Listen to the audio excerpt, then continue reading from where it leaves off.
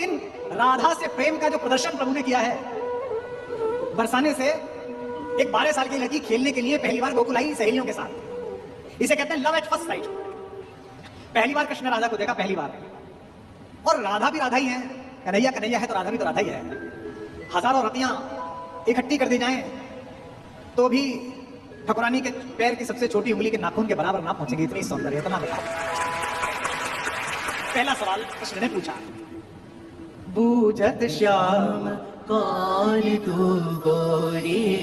पहला सवाल, बूझत श्याम कौन तू गोरी। कृष्ण ने पूछा कौन हो तुम, कहाँ रहती हो, कभी देखा नहीं, कभी ब्रज की तरफ आई नहीं।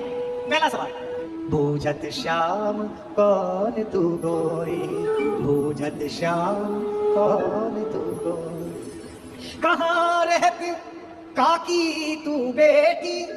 कितनी पोलाइटनेस से बात कर रहे हैं। कहाँ रहती काकी तू बेटी, देखी ना ये कबहू ब्रज खोरी। बूझत श्याम कौन तू गोरी, बूझत श्याम कौन तू गोरी। लेकिन सौंदर्य का भी अपना एटीट्यूड होता है। राधा ने भी पहली बॉल वो फेंकी जिसमें तीनों गिल्लियां उड़ गई। बोले कि हमको क्या मतलब, हम यहाँ आते ही नहीं है। हम लोग बताते रहते हैं कि ये इलाका है, यहाँ कोई नंद का लड़का है, बड़ा शैतान, बड़ा चोर, सबका सामान चुराता रहता है। काहे को हम ब्रज तनियावत खेलत रहत अपनी पौड़ी। काहे को हम ब्रज तनियावत खेलत रहत अपनी पौड़ी।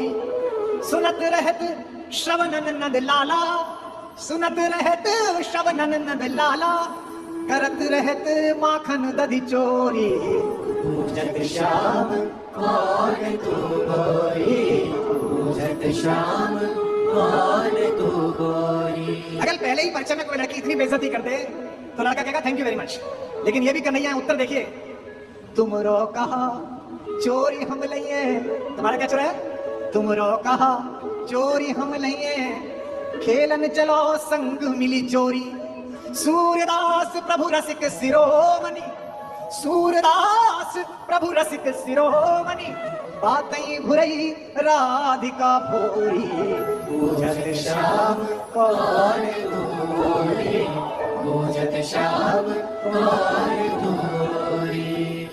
इसीलिए प्रेम को प्रेम के गीत से शुरू करने वाला व्यक्ति जब अपनी सोच की प्रौढ़ता पर पहुंचा तो उसने गीत के आगे अपनी प्रौढ़ता का आकार लगा दिया और गीत कहने वाले ने गीता प्रदान कर दी।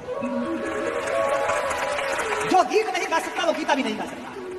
इसलिए कोई भी प्रोफेसर, कोई भी विद्वान मिले जो कहे मुझे गाना पसंद नहीं है, मुझे नाचना पसंद नहीं है, मुझे पर्यटन पसंद नहीं है, मुझे बारिश में भीगना पसंद नहीं है, समझ जाना कि ये पूरा ज्ञान न दे पाएगा।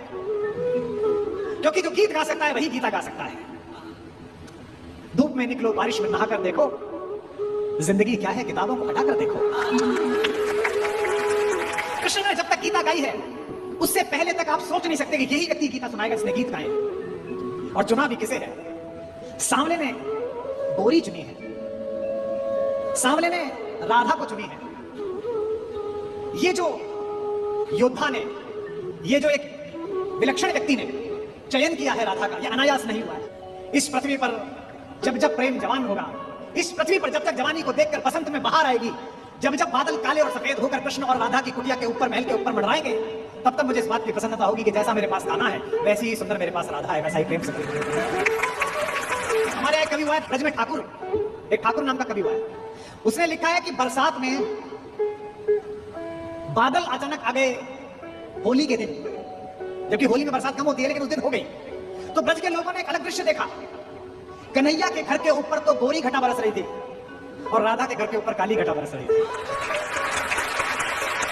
अपने अपने निज के हन में, अपने अपने घर में, अपने अपने निज के हन में चढ़े दो स्नेह की नाव पेरी, चढ़े दो स्नेह की नाव पेरी, चढ़े दो स्नेह की नाव पेरी। अंगनान में भीजत प्रेम भरे, समझो बलि में बलि जाम पेरी, समझो लखी में बलि जाम पेरी, समझो लखी में बलि जाम पेरी। कहे ठाकुर दो उनकी रुचि से, रंग द्वय उमड़े तो उठाऊं पेरी, रंग द्वय उमड़े तो उठाऊं पेरी। सखी कारी घटा, सखी कारी घटा बरसे बरसाने पे, सखी कारी घटा बरसे बरसाने, गोरी घटा नंद गांव पेरी, सखी गोरी घटा नंद गांव पेरी, सखी गोरी घटा नंद गांव पेरी, सखी गोरी घटा नंद गांव पेरी। समझाने के लिए बैठा हूँ जितना मुझे समझ में आया। मेरी रुचि कन्हैया के माखन चुराने में, चीर चुराने में, मटकी फोड़ देने में उतनी है जितनी होनी चाहिए। इससे आगे की क्या कहता है? कृष्ण के पूरे बचपन में एक जिद चली है, एक संकट चला है काले होने का। ये पश्चिम हमको सिखा रहा है। 1990 तक जो दक्षिणी अफ्रीका के ऊपर राज्य करता था, ये कह के ये काले हैं और हम गोरे हैं, ये पश्चिम हमको सिखा रहा है जिसने कालों को वोट डालने का अधिकार नहीं दिया था शताब्दी में। इस देश में हजारों हजार वर्ष पहले हमारे देवता ने अपनी इच्छा के चयन पर गोरा हो जाने के बजाय काला होना स्वीकार किया था ताकि सभी रंगों को आदर मिल सके। चाहता तो मेरा देवता गोरा भी हो सकता था, उसके हाथ में उसने सृष्टि बनाई है, गोरा होकर पैदा हो जाता। न मेरा राम गोरा है, न मेरा कन्हैया गोरा है, न मेरा शंकर गोरा है, ताकि रंग के आधार पर कोई भी मनुष्य मिले तो हिंदुस्तानी भारत से जाने वाला सनातनी से गले से लगा सके कि मेरे भगवान का। मैंने 10 साल पहले जन्माष्टमी पे मेरी माँ पंजीरी बना रही थी। पंजीरी आप जानते हो? पंजीरी जानते हो? हाँ, सरकार में बहुत बढ़ती है।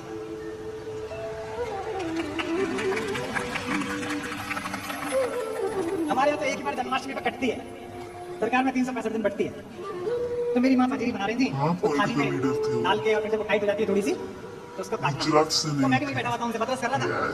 मुझसे बोली कि ये मैंने कहा चखा तो दो, तो उन्होंने वो जिस चाकू से पूरा था, जब तक खुलेगा तब मिलेगी, पहले भोग चढ़ेगा। अरे मैंने कहा मैं भी तो कन्हैया ही तुम्हारा, देखो इसमें क्या दिक्कत है, नहीं मौजूद है वहाँ कहाँ जाओ। बकवास नहीं बनाने लगी। मुझसे बोली अच्छा चले काम कर जा, कब मिलेगा? जब पहले रात को जब रात खोलेंगे सच में अभी मैंने विनायक दामोदर सावंत जी के बारे में देख रहे थे और आपको बताने में खुशी हो रही है कि फिर भी हमने दो सवालों में करा दिया है, उन्होंने मान्य भी कर लिया है, एक्सेप्ट भी कर लिया है कि वो हार गए हैं। परे चिरंतन अभी यहाँ थे अभी यही हो, वो काल गति से परे चिरंतन अभी यहाँ थे अभी यही हो, कभी धरा पर कभी गगन में। बचपन में माँ से बोले कन्हैया की माँ, मैं दाऊ बलराम को चिड़िया दिखा रहा था, तो मैंने इधर की तरफ हाथ उठाया तो सूरज इधर की तरफ दिखने लगा। तो माँ ने कहा तुझे क्या पता, तू जिधर की तरफ उंगली उठा देगा सूर्य और चंद्रमा को दो दिशा में जाना ही पड़ेगा, तुझे क्या पता। तो कभी धरा पर कभी गगन में, कभी कहाँ थे कभी कहीं हो, तुम्हारी राधा को भाने है तुम सकल चराचर में हो समाये, तुम्हारी राधा को भाने है तुम सकल चराचर में हो समाये, बस एक मेरा है भाग्य मोहन के जिसमें होकर भी तुम नहीं हो, बस एक मेरा है भाग्य मोहन। मैंने कहा कविता सुन लो राधा की ओर से। बोली अरे अच्छा भैया, मैं गांव जाती हूँ, खेत पे जाती हूँ, हमारे वहाँ खेत पर हमारे पुरखे रखे हुए हैं, उनको जल चढ़ाने, तो ट्रैक्टर चलाते हुए बच्चे आ जाते हैं कि अम्मा ये मोबाइल में भैया की प्रेम की कविता है, तू इतना ही प्रेम सीखा कि राधा को कृष्ण नहीं मिले। अरे वाह रे मेरे कवि। और कह के अम्मा किचन में चली गई। मुझे लगा कि अम्मा मुझ पर टोंट मार के गई कि राधा को कृष्ण नहीं मिले।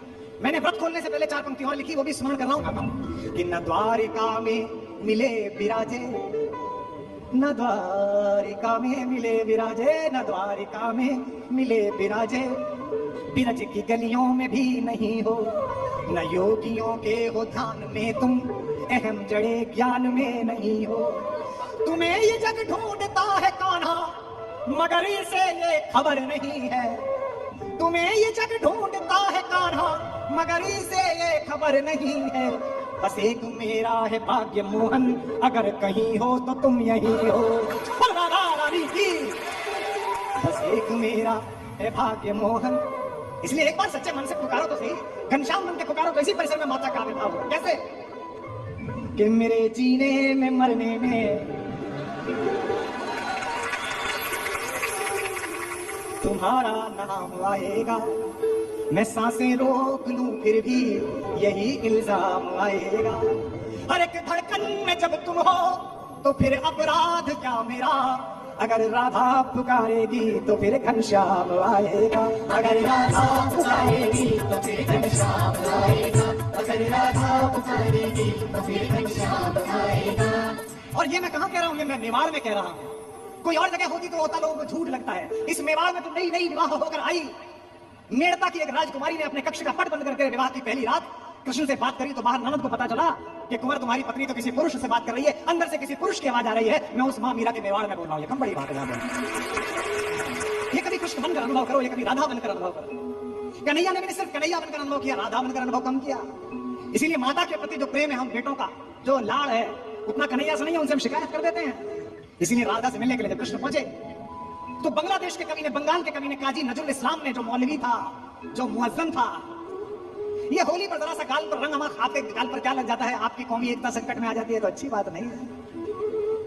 बस खान से सीखो, रहीम से सीखो, काजी नजरुल इस्लाम से सीखो। सियासत लड़ाती रहे, कोई दिक्कत नहीं, उसका काम है, चुनाव आते जाते रहे। हमर वो तो तुम वो हैं कि तुम मेरे गांव में रहते थे शकील मियां, तो मैं जब भी निकलता था मैं तुमसे राम राम करता था और तुम भी पलटकर मुझसे राम राम करते थे। हमारा आपको वो रिलेशन है। नजरुल ने बंगला में गीत लिखा, मैंने उसका हिंदी में अनुवाद किया है। अगर तुम राधा होते श्याम, मगर तुम राधा होते श्याम। महसूस करके देखिए कैसी वेदना है हमारी माँ की। अगर तुम राधा होते श्याम।